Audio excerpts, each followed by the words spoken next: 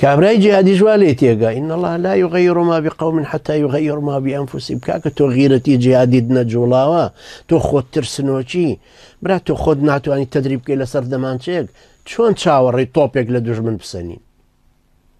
خوته بي بقوري اتو غيرتو جو أمريكا كوا يعني اگر تو هربلي ابعث لنا ملكا نقاتل في سبيل الله دعايك فرز بلا سرطان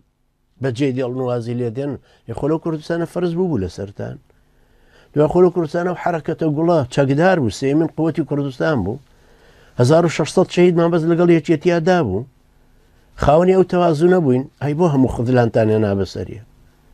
اي باش خوم عمام باكانا ينبر بر امام سميع العثماني الرابر ومسلمان والنووي سردام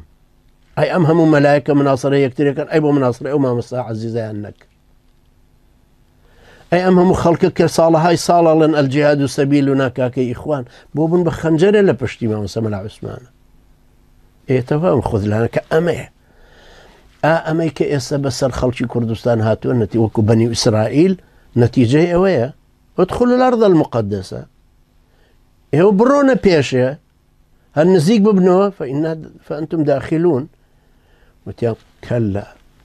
نار بخوا قسم نار إنا لن ندخلها ما داموا فيها اذهب أنت وربك فقاتلا إنا هنا قاعدون